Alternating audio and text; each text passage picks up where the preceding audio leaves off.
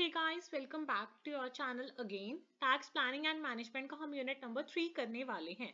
देखो, यूनिट 3 का क्या है, अगर तो आप बहुत ही ज्यादा टैक्स में घुस जाते हो तो यूनिट 3 कर पाना इम्पॉसिबल है।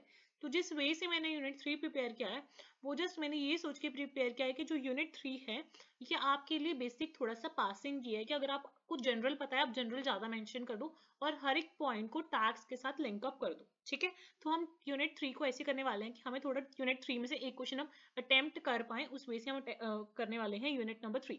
ठीक है, अभी हमारा फर्स्ट टॉपिक है tax implications in planning of business unit as proprietorship, partnership, private limited और पब्लिक लिमिटेड। कि ये जो डिफरेंट डिफरेंट बिजनेस स्ट्रक्चर्स हैं, जैसे सोल प्रोप्राइटर हो गया, पार्टनरशिप हो गई, प्राइवेट लिमिटेड कंपनी हो गई या पब्लिक लिमिटेड हो गई, इसमें टैक्स इम्प्लीकेशंस कैसी हैं।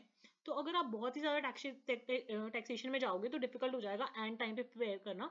तो सोल प्रोप्राइटर के लिए मैंने यहाँ पे लिखे हैं टैक्स के प्रोज और इधर लिखे हैं टैक्स के कॉन्स। ठीक है, अगर सोल प्रोप्राइटर है तो वो एक पास थ्रू एंटिटी है, एक तरह का easy and inexpensive business structure setup है, बहुत कम रिपोर्टिंग रिक्वायरमेंट्स हैं और कोई भी तरह का कॉर्पोरेट टैक्स नहीं लगता है। अगर हम टैक्स के ये प्रोज हो गए, कॉन्स क्या है, no perpetual existence, difficulty finance लेने में बहुत डिफिकल्टी होती है और अनलिमिटेड पर्सनल लायबिलिटी होती है। तो अभी आपको सोल प्रोप्राइटर समझ आ गया। तो जो सोल प्रोप्राइटर है उसका टैक्स इम्प्लीकेशन कैसे होगा, जैसे हम नॉर्मल रेजिडेंट को कंसीडर करते हैं उस अकॉर्डिंग ही टैक्स स्ट्रक्चर्स बन जाते हैं सोल प्रोप्राइटर के। तो आपको सोल प्रोप्राइटर को टैक्स के साथ लिंकअप करना आना चाहिए, वो आप लिंकअप कर देना। अगर आपको इसकी ज्यादा इंप्लीकेशन देखनी है तो वो बहुत वास्ट हो जाएगा, तो आप देख लेना। But otherwise I would suggest कि एंड टाइम पे आप थोड़ा सोल प्रोप्राइटर आपको समझ आ गया, इसके बाद इसको टैक्स से लिंकअप कर देना। ठीक है, नेक्स्ट है पार्टनरशिप। पार्टनरशिप की टैक्स में प्रोज क्या है, पास थ्रू एंटिटी है, कोई भी कॉर्पोरेट टैक्स नहीं लगता है, easy and inexpensive business structure है सेम।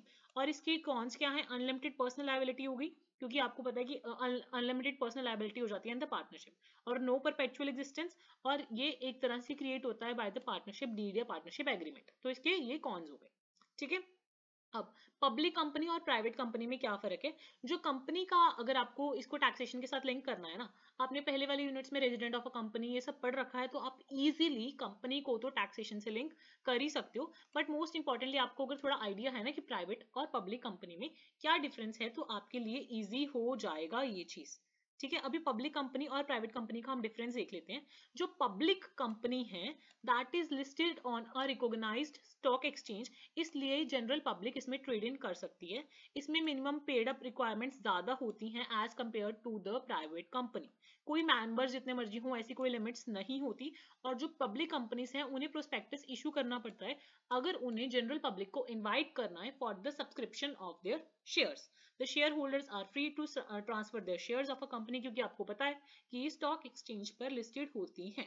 ठीक है, mandatory to file its earning reports, मतलब फाइनेंशियल रिपोर्ट्स इन्हें डालना कंपलसरी होता है। इन्हें ऑफर करने चाहिए shareholders, existing shareholders को before at the time of issue to the new public. Minimum number of directors public company में होती हैं 3, और इन्हें सोशल इकोनॉमिक कॉजेस के बारे में भी सोचना चाहिए।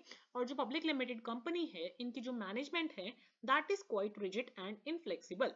ठीक है, अब आपको पब्लिक कंपनी क्लियर हो गया। इन दोनों को आराम से आप प्रेसिडेंट ऑफ अ कंपनी से लिंक अप करके इनकी टैक्स इंप्लीकेशंस इजीली बता सकते हो। ठीक है, समझ आ गया ये वाला टॉपिक। थर्ड यूनिट इतना वो मत लेना सीरियसली, वरना आप कुछ भी नहीं कर पाओगे, तो थोड़ा थोड़ा पढ़ जाओ ताकि आप लिंकअप कर सको जैसा भी क्वेश्चन एग्जाम में फॉल इन आ जाता है। ठीक है, और अभी अभी हम समझते हैं कि प्राइवेट कंपनी क्या है। प्राइवेट कंपनी वो हो गई कि जो स्टॉक एक्सचेंज में लिस्टेड नहीं है, मतलब उनके जो शेयर्स हैं वो जनरल पब्लिक ट्रेड नहीं कर सकती है। और जो minimum paid up capital requirements हैं in the case of private company वो बहुत ज्यादा कम होती हैं, और लिमिटेड नंबर ऑफ मेंबर्स होते हैं, वो अपना प्रोस्पेक्टस भी नहीं इशू कर सकते। ट्रांसफर इजी नहीं होता क्योंकि ट्रेडिंग ही नहीं होती, इस वजह से शेयर्स ट्रांसफर करना मुश्किल हो जाता है। और इनको एज सच कोई कंपल्शन नहीं है कि इन्हें अपनी जो अर्निंग्स है या रिपोर्ट्स हैं वो डिस्क्लोज करनी हो आउटसाइड पार्टीज को। ठीक है, और इनके लिए कोई न्यू इशू एग्जिस्टिंग मेंबर्स को करना जरूरी नहीं है, मिनिमम डायरेक्टर्स 2 होने चाहिए। और here the only motive is to make the profit, और ये usually management by the owners ही होती है। तो जब आपको पब्लिक कंपनी समझ आ गया, प्राइवेट कंपनी समझ आ गया, पहले तो आप ये दोनों एक्सप्लेन कर दोगे। अब इसकी जो टैक्स इंप्लीकेशंस है, आपने रेजिडेंट ऑफ अ कंपनी पढ़ा था ना पिछले यूनिट्स में, उसको लिंकअप कर देना कि हाँ रेजिडेंट्स के साथ ऐसा लिंकअप है, तो उसके साथ हम लिंकअप कर देंगे।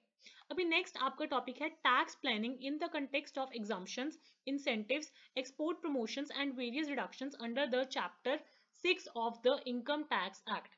तो इसमें से सबसे इंपॉर्टेंट हमारा कंसेप्ट आ जाता है deductions under the chapter 6 of the income tax act. आपके लिए इसमें एक गुड न्यूज है कि आपने जो फर्स्ट यूनिट में डिडक्शंस पढ़ी हैं वही हम सेम ये डिडक्शंस इसमें ही लर्न करने वाले हैं। तो थोड़ी सी इसमें और कर लेना, पहले 5 करी थी ना, अभी 5 और करके 10 टोटल होगी, तो दोनों क्वेश्चंस में डिडक्शंस हमारी काम आ जाएंगी। ठीक है, तो जो चैप्टर 6 है of the income tax act, उसमें बहुत सारे डिडक्शंस हैं फ्रॉम 80C टू 80U। जो मोस्ट पॉपुलर सेक्शन है that is 80C of chapter 6A of the income tax act. उसके अलावा बाकी डिडक्शंस हैं 80D, 80E, 80G, 80DDB, बहुत सारा हमारे पास टेबल है जिसमें स्पेसिफाइड लिमिट्स हैं कि इसके अंतर्गत आप इतना मैक्सिमम डिडक्शन ले सकते हो। ठीक है, अभी सबसे इंपॉर्टेंट मैंने आपको बोला, सबसे इंपॉर्टेंट डिडक्शन कौन सी है? 80C। तो अभी 80C क्या बोलती है?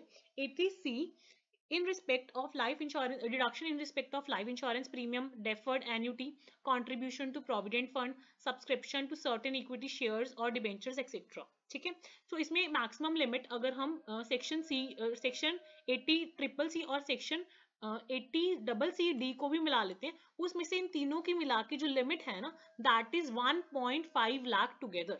ठीक है, 1.5 लाख टुगेदर है। अब हमें इस टेबल को दोबारा लर्न करके जाना है, क्योंकि अगर डिडक्शंस आ गई तो आपको ये टेबल बना के आना पड़ेगा। हालांकि आप इसमें आगे फर्दर लिमिट्स भी याद कर सकते हो, मैंने इसलिए ऐड अप नहीं किया कि बहुत ज्यादा कंटेंट हो जाएगा वो आपके लिए। ठीक है, तो लास्ट वाली यूनिट में हमने 5 पॉइंट्स याद किए थे, राइट? तो हमने एक तो याद किया था 80C, जिसमें हमने किया था सर्टेन इन्वेस्टमेंट्स एंड एक्सपेंसेस। उसके बाद हमने किया था 80D, जिसमें हमने किया था मेडिकल इंश्योरेंस। उसके बाद मैंने आपको बताया था कि ई से एजुकेशन, और 80E में ही हम interest paid on education for the self, spouse और चिल्ड्रन को कंसीडर करते हैं। उसके बाद हमने किया था 80GG, जिसमें हमने किया था हाउस रेंट डिडक्शन, और 80U जिसमें हमने किया था पर्सन विद डिसेबिलिटी के रिगार्डिंग जो कुछ डिडक्शंस होती हैं। ठीक है, अभी 5 और याद कर लेते हैं फटाफट से। बाकी 5 हम याद कर लेते हैं। एक तो है 80CCC, इसमें LIC वगैरह की इंश्योरेंस कंपनीज होगी, और 80CCD में आ गया नोटिफाइड पेंशन स्कीम्स। इतना तो क्लियर हो गया, ये दोनों इजी हो गया। उसके बाद जो है, उसके बाद हम याद कर सकते हैं, देखो 80D में हमने मेडिकल इंश्योरेंस करा, तो 80DD में क्या आ जाएगा? Medical treatments for the disabled dependents. Medical का ही फर्दर आ गया ना एक्सटेंशन, वही चीजें आ गई। ठीक है, उसके बाद 80G में हम क्या करेंगे? Donation to the certain organisations, donations to the certain organisations. और 80GG वाला कर लेते हैं, donation to the political parties. ठीक है, अभी मैं आपको रिवाइज करवा रही हूँ ये दोबारा से। तो सबसे पहले 80C में हमने किया सर्टेन इन्वेस्टमेंट्स एंड एक्सपेंसेस, तो अभी सी का ही एक्सटेंशन दो याद कर लेते हैं। 80CCC में LIC अदर लाइफ इंश्योरेंसेज आ गई, 80CCD में आ गया नोटिफाइड पेंशन स्कीम, 80D में आ गया मेडिकल इंश्योरेंस, और 80DD में आ गया medical treatments for the disabled dependents. 80E में आ गया एजुकेशन लोन का इंटरेस्ट, और 80G में डोनेशन आ गए, 80GG में हाउस रेंट आ गया, 80GC में पॉलिटिकल पार्टीज को डोनेशन आ गया, और 80U में पर्सनल्स विद डिसेबिलिटी आ गया। तो अभी 1 2 3 4 5 6 7 8 9 10 हमें टोटल 10 तो याद हो भी गए, 10 डिडक्शन भी लिखा होगे, they are more than sufficient. ठीक है, उसके बाद अब क्वेश्चन अराइज हो जाता है कि जैसे अब कोई न्यू इंडस्ट्री एस्टैब्लिश कर रहा है, तो उसके लिए काफी ज्यादा चीजें इंपॉर्टेंट है। ठीक है, तो इसमें आप अपनी तरफ से पॉइंटर्स लिख देना जो भी आपके मन में आए, कि अगर कोई न्यू इंडस्ट्री को सेटअप करना है, कहीं पे एस्टैब्लिश होना है, तो सबसे पहले उसके लिए इंपॉर्टेंट हो जाती है कि वो कहाँ पर सेटअप कर रहे हैं, मतलब उनकी लोकेशन कहाँ पे है। सेकेंड पॉइंट आ जाता है कि वो किस टाइप का, किस नेचर का काम कर रहे हैं। अब उसके बाद उनके लिए भी टैक्स प्लानिंग बहुत ज्यादा जरूरी है, ताकि वो टैक्स हॉलीडेज के बेनिफिट्स ले सकें। तो न्यू एस्टैब्लिशमेंट के लिए बहुत ज्यादा जरूरी फैक्टर्स हैं nature of business, location aspects and the planning of tax holiday benefits. कितना क्लियर हुआ? इसमें आप अपनी तरफ से पॉइंटर्स लिख देना, बट हल्का सा मैंने यहाँ पे आपको हिंट मेंशन कर दिया है, that is tax management in location of the new business. अगर कोई न्यू बिजनेस सेटअप होता है तो उसके लिए टैक्स मैनेजमेंट कैसी होती है, तो एक बार हम ये रीड आउट कर लेते हैं। वैसे ही अगर आपको लर्न करना हो कर लेना, वरना छोड़ देना। सेक्शन 10A में क्या है कि टैक्स हॉलीडे क्या है? Tax holiday for the newly establish undertaking in the free trade zone. जो फ्री ट्रेड जोन होते हैं उसमें टैक्स हॉलीडेज कैसे मिलती हैं? फर्स्ट, पहले 5 साल 100% of the profits and gains is allowed at deduction. पहले 5 साल तो जितना आप प्रॉफिट कमा रहे हो भाई वो आपकी डिडक्शन। ठीक है, मतलब उसमें आपको कोई इंटरेस्ट नहीं पे कर, कोई टैक्स नहीं पे करना। उसके बाद नेक्स्ट 2 साल में, 2 असेसमेंट ईयर्स के लिए 50% ऑफ सच प्रॉफिट और गेन इज डिडक्टेबल। ठीक है, उसके बाद नेक्स्ट 3 इयर्स में, for the next 3 consecutive years, so much of the amount not exceeding 50% of the profit is debited to the profit and loss account year in respect, मतलब जिस पे deduction लगती है और बाकी रिजर्व अकाउंट में चला जाता है, जिसको बोलते हैं स्पेशल इकोनॉमिक जोन री इन्वेस्टमेंट अलाउंस रिजर्व अकाउंट, जो बाकी पर्पसेस के लिए बिजनेस यूज कर सकता है। ठीक है। तो बेसिकली आप ये याद रख लेना कि पहले 5 साल तो 100% प्रॉफिट एंड गेन्स रिडक्शन है, उसके बाद नेक्स्ट 2 ईयर के लिए 50%, उसके बाद ऐसे ऐसे डिफरेंट डिफरेंट क्राइटेरियाज हैं। तो आप ये क्वेश्चन वैसे तो अवॉइड ही करना, अटेम्प्ट करना। इन केस आपके पास कोई ऑप्शन नहीं होता तो हल्का सा आपको मैंने बेसिक आइडिया इस क्वेश्चन का दे दिया। अब जो क्वेश्चन अगर आपको ये क्वेश्चन आ जाता है कि किस टाइप के मैनेजमेंट डिसीजन जरूरी हो जाते हैं इन द टैक्स प्लानिंग, तो ये पूरा क्वेश्चन तो बहुत ही अच्छा आपका बन जाएगा। स्पेसिफिक मैनेजमेंट डिसीजंस, कौन से फाइनेंशियल मैनेजमेंट डिसीजंस हैं इन द टैक्स प्लानिंग, तो वो हम अभी डिटेल में पढ़ने वाले हैं। ठीक है। तो फाइनेंशियल मैनेजमेंट में बेसिक डिसीजंस क्या होंगे कि बहुत सारे हमें टैक्स इम्प्लीकेशन को ध्यान में रखते हुए मैनेजमेंट डिसीजंस लेने होते हैं। फॉर एग्जांपल हमें न्यू कैपिटल कितनी इन्वेस्ट करनी है, हम किसी चीज़ को खुद ही बनाएं, मेक करें या बाय कर लें, कोई चीज़ हम ओन करें या लीज करें, रिटेन करें या रिप्लेस करें, रिपेयर करें या रिटर्न करें, या फिर हम डोमेस्टिकली अपनी टेरिटरी में सेल करें या फिर एक्सपोर्ट करें, अकाउंटिंग स्टैंडर्ड्स कैसे मीटअप करने हैं, एक्सपैंड करें या कॉन्ट्रैक्ट करें, कोई भी बिजनेस हमारा चल रहा है उसको शट डाउन रखना चाहिए। एक स्टेज आ जाती है कि जब हमें सोचना पड़ जाता है कि हमें बिजनेस को शट डाउन करना है या कंटिन्यू रखना है। तो ऐसे बहुत ज्यादा फाइनेंशियल मैनेजमेंट डिसीजंस होते हैं जो हमें टैक्सेशन को ध्यान में रखते हुए लेने पड़ते हैं। ठीक है। अगर तो फुल फ्लेज क्वेश्चन आ जाता है तो इतने नंबर ऑफ पॉइंट्स आप इजीली मेंशन कर सकते हो, बट अगर आपको ये इंडिविजुअल आ जाता है तो थोड़ा सा मुश्किल होगा। आपको मैं हल्का सा हिंट दे देती हूँ हर एक पॉइंट को लेके। तो सबसे पहला हमारा पॉइंट है मेक और बाय डिसीजन।